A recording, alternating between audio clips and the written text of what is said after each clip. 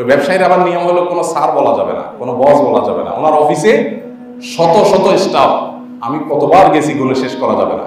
ওখানে স্যার বললে ফাইন, খবর আছে, কেউ কাউকে স্যার বলতে পারবে না, সবাই সবাইকে ভাই বলবে, মালিকও ভাই, কর্মচারীও ভাই। আরো মজার বিষয় হলো ওনার অফিসের টেবিলগুলোর কোনো টেবিলের কোনো বিশেষ সাইজ নাই, পুরা বিশাল বড় ভবন, পুরা বিল্ডিং এর সমস্ত টেবিল সমস্ত চেয়ার একরকম। তো সেখানে ভাই ছাড়া কিছু বলার সিস্টেম নাই।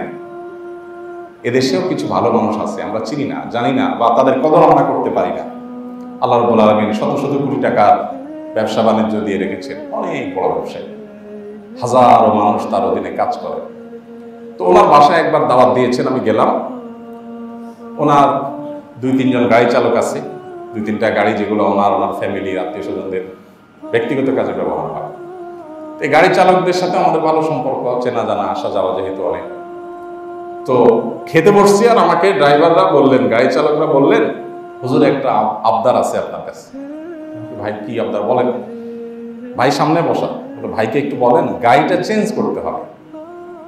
এই পুরাতন প্রিমিয়াম প্রাইভেট কার নিয়ে আমরা ঢাকার বাইরে যেতে হয়, উনি গ্রামের বাড়িতে যান, উনি একজন পরিচিত প্রতিষ্ঠিত মানুষ, দেশের সম্পদ। তো উনি রাস্তাঘাটে দুর্ঘটনায় মারা গেলে, একটা বিপদ হলে কি হবে? ওনাকে বলেন একটা ভালো গাড়ি কেনার জন্য। আমরা আজ অনেকদিন ধরে বলতেছি, উনি কোনো কথা শুনতেছেন না, এই পুরান গাড়িটা চলা যায় না।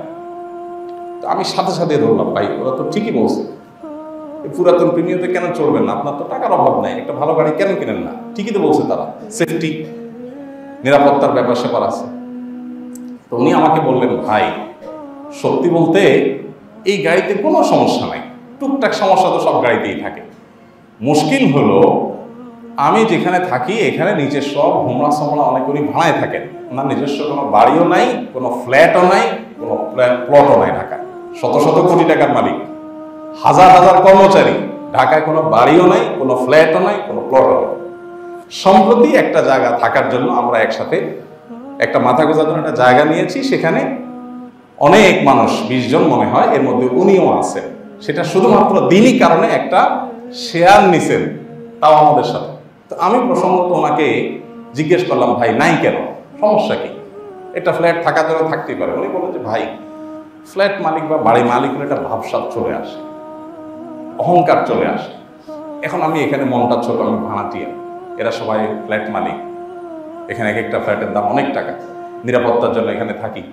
তো আমি ফ্ল্যাট মালিক না, এই কারণে আমার মধ্যে একটা মনটা ছোট থাকে। মসজিদে আসি আমি বিনয়ের সাথে, কারণ বাড়িওয়ালারা, আমার ভাবসাব নাই। তো আমি শুনে অবাক হয়ে গেলাম। গাড়ির বিষয়ে বলতেছেন যে ভাই এখানে সবাই খুব চকচকা গাড়ি বাইর হয়, তো সব ল্যান্ড ক্রুজার, BMW, এটা সেটা বের হয়। আমার ড্রাইভার সাহেবদের ইজ্জতের সাথে এটা যায় না, তাদের কাছে খারাপ লাগে যে তারা প্রিমিয়াম নিয়ে বাইর হয়। এই সমস্যাটা তাদের, আমার কোনো অসুবিধা নেই ভাই। এখন আপনি তাদেরকে বোঝান যে তাদের এই খারাপ লাগাটা উচিত কিনা। আমার তো খারাপ লাগে না, আমার কোনো অসুবিধা নেই, আমার চলার জন্য একটা গাড়ি হইলেই হলো। এখন আমার পাশে ফ্ল্যাট আলা BMW, আরেকটা ল্যান্ড ক্রুজার, আরেকটা হয়তো আরো দামি গাড়ি, এটার জন্য আমি এটা নিয়ে চলতে যদি আমার অসুবিধা হয়, তাহলে বুঝতে হবে আমার ভেতরে সমস্যা আছে। শেষ পর্যন্ত উনি গাড়ি কিনলেন না, বহু চাপাচাপির পর সত্যি গাড়ি নষ্ট, সত্যি সমস্যা, তারপর একটা গাড়ি কিনছেন কোন রকম, তাও মালয়েশিয়ান, ভালো কোনো দামি গাড়ি না। তো ভাইরা আমার, অহংকার এবং বিনয় এটা কিন্তু মানুষের কাজে কর্মে প্রকাশ পেয়ে যায়, আচার আচরণ দ্বারায় প্রকাশ পেয়ে যায়। আপনি যে কোনো চেয়ারে বসতে চান না, আপনি সামনে না বসে পিছনে বসাইলে আপনার ইজ্জত লাগে, অহংকার। এগুলো অহংকারের সিমটম, ক্যান্সারের মতো, বোঝা যায় না, অনেক দেরিতে ধরা পড়ে। আপনি ভিতরে অহংকার লালন করছেন যে আপনি টেরই পাচ্ছেন না, নিজের অজান্তে অহংকার করছে। এই জন্য নিজেকে বিনয়ী করার চেষ্টা করা। আল্লাহ তাআলা আমাদেরকে ছোট থেকে বেঁচে থেকে নবী করিম সাল্লাল্লাহু আলাইহি ওয়াসাল্লামের অনুসারী হিসেবে বিনয়ী হওয়ার তৌফিক দান করুন।